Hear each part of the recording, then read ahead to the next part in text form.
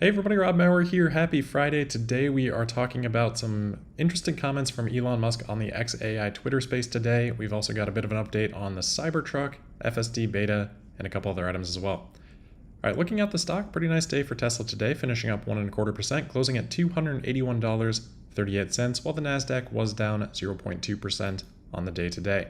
We had been talking about the Nasdaq 100 rebalancing, and they were supposed to publish some information on that today. I haven't seen it anywhere yet. It's possible it's been published, but that may be coming yet still later today. So we'll continue to keep an eye out for more news on that. But getting into Tesla updates, probably the most significant news today coming from the xAI Twitter space, which happened right at market close today. I made a quick recap of things that I thought were relevant to Tesla and just kind of interesting with xAI as well. Obviously, we're all still learning about this company at this point. Elon did say that yes, this is going to be a competitor of OpenAI / Google Bard. No big surprise there. I think, given Elon's previous comments, that this is the case, but interesting to have that confirmation. And they did say that they are really passionate about releasing tools and products early and engaging with the public. So it sounds like they're already working on their first release, and they said they'd share more information on that in a couple of weeks or so. Doesn't necessarily mean they would launch whatever product that they are working on in a couple of weeks, but you never know with Elon. Sometimes he'll develop those things quite publicly, as we have seen in the past. So it'll be interesting to follow xAI. Just a couple things with AI in general. This kind of bleeds into some of the notes on Tesla. Elon said that he expects to go from, the industry basically to go from an extreme silicon shortage today to shortage with voltage transformers in about a year, and then an electricity shortage another year after that. So that's kind of how he sees things progressing from the constraints that are present today. And he said that over time, the most important metric is going to become useful compute per unit of energy.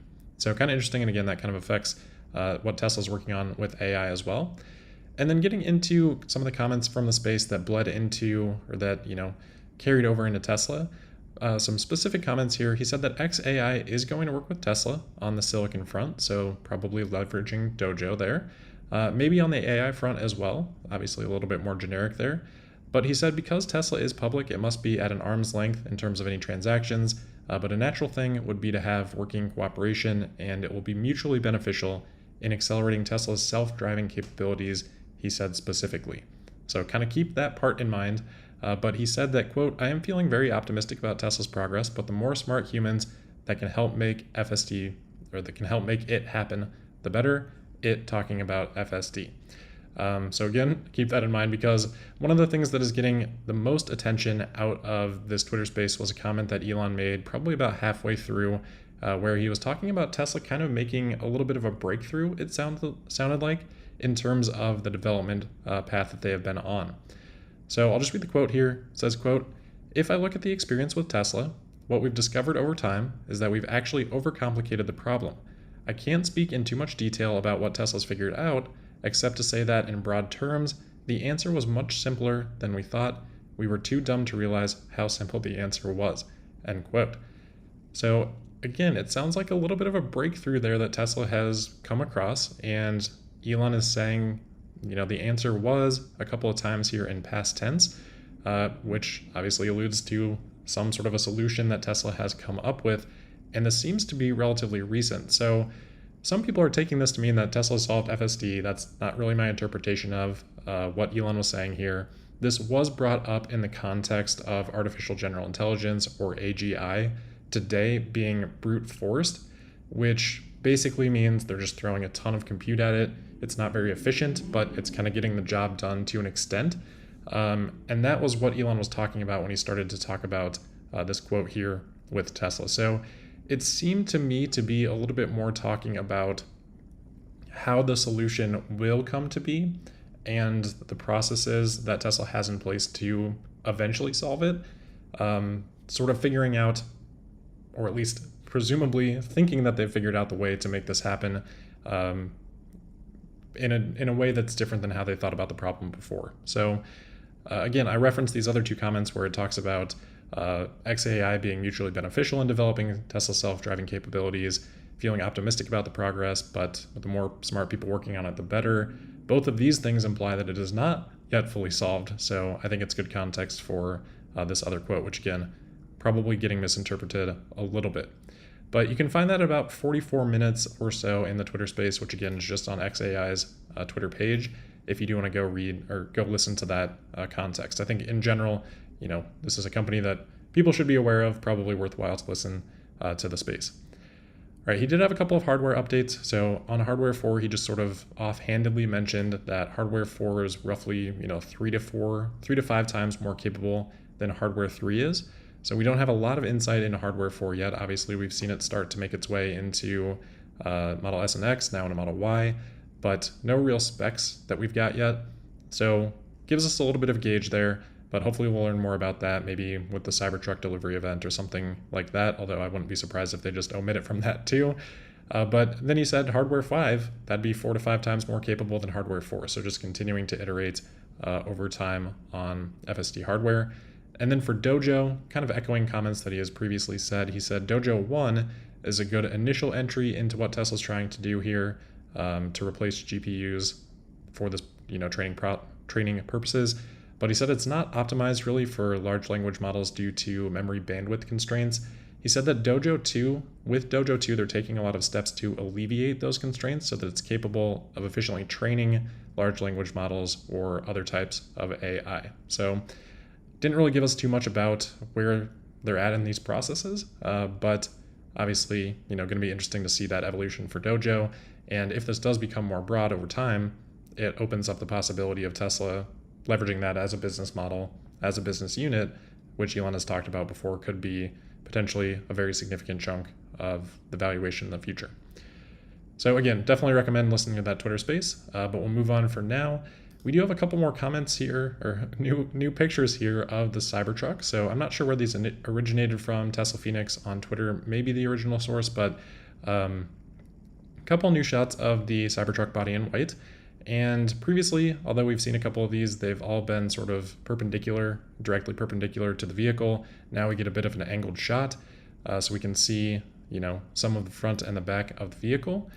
And it kind of looks like there's not going to be a pass-through between the bed and the cabin of the vehicle. Some people had kind of been hoping for that. That's been a feature that we've seen from some other startup EV makers in the truck space.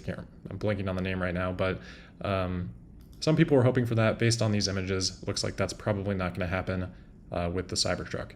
So maybe a little bit of bad news there, but probably not a feature that was really widely expected at this point.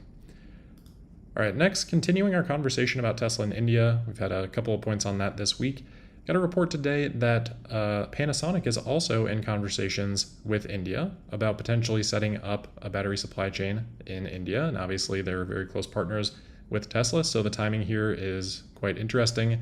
They say that Tesla has asked their battery suppliers to engage in these negotiations, and that Panasonic has started doing this. So again, more smoke here. We'll continue to see what develops, but interesting reports this week on Tesla and potentially their suppliers in India. And then for Malaysia, as we know, Tesla is just getting started there with vehicle sales, and their prime minister had previously said that Elon Musk and him were going to meet. It sounds like that happened, at least with a phone call or video call today, between the prime minister and Elon Musk to discuss Tesla's investment in the country, as well as SpaceX and Starlink. And their prime minister said, quote, "I welcome the company's interest and decision to invest in Malaysia and Elon Musk's willingness to come to Malaysia," end quote. So no hard news out of that, but something to continue to keep an eye on. All right, next we've got a quick update on FSD here. So a couple of conversations going on nagging from the steering wheel. And Holmar is tweeting that the steering wheel nag is actually making things more dangerous at this point. It'll be history soon. We know that previously Elon is engaged with a comment from Holmar's talking about maybe once you get over a certain number of miles on FSD Beta, the nag could go away. So not mentioning that specifically here, but Elon replying to this and saying update coming soon doesn't necessarily mean that the nag would completely go away. Maybe it's diminished, maybe it's more circumstantial if the eye tracker is not picking up what it needs to be picking up. But I very much welcome that because, agreed, at this point the nag is getting,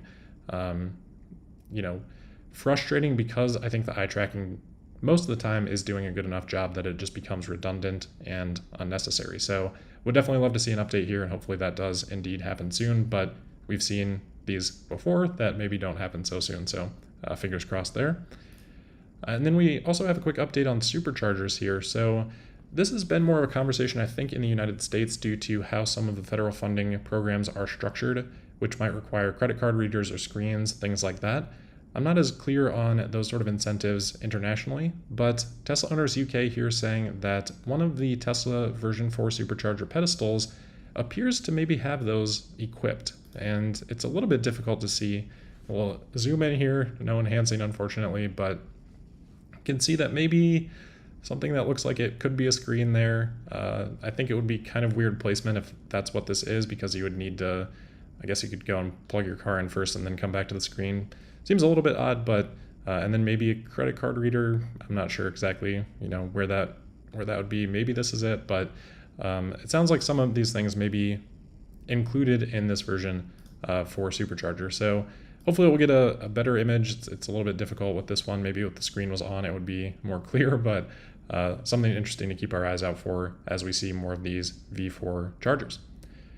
All right, next we've got an update on Tesla in Korea. So the rear-wheel drive Model Y, which I believe this one will be coming from Giga Shanghai, is now available for order in Korea. And interestingly, at the same time, they have basically postponed or paused orders for the long-range and performance version until 2024. So kind of just swapping them out there. And I think what the assumption here is that this opens up a little bit more supply from Fremont, which I believe was responsible for exports, one of the rare markets that Fremont is still exporting to for Korea. So again, we'll have to clarify this a little bit, but that's sort of my assumption right now. And if that is the case, that could open up more of that Fremont production to be sold domestically in the United States, obviously taking advantage of the US federal tax credit. Now, that could also mean more supply, could push prices down as well, just kind of depends on how that, pairing kind of balances out, but it'll be potentially a game changer, not a game changer, but a little bit more supply opening up. All right, and then last couple of things here, really quick one here on Volkswagen. So their CEO of passenger cars, so not of the overall brand, or not of the overall parent company of Volkswagen, but the CEO of the Volkswagen passenger car brand, had a call with employees and managers talking about cost control.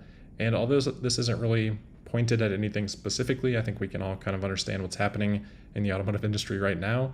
The quote here is that the roof structure is on fire. This is the final wake-up call to get things under control from a cost perspective. So just kind of shows the tone, I guess, not that we have a lot of context here, but the tone of some of the conversations that are being had at legacy automakers right now. And then final story for today, quick update from BYD, going back to our conversations on Tesla in India this week. BYD has reportedly proposed a $1 billion investment plan in India to build EVs and batteries in the country. So it sounds like the longer term plan is to build the full lineup of BYD vehicles in India. So a lot's going on in India right now, and that would be some, probably the most direct competition that Tesla would face in that country. So we'll have to continue to follow updates on both. But that'll wrap it up for today and for the week. So as always, thank you for listening. Make sure you're subscribed and signed up for notifications. You can also find me on Twitter at Tesla Podcast. And we'll see you on Monday for the July 17th episode of Tesla Daily and for earnings week. All right. Have a great weekend. Thank you.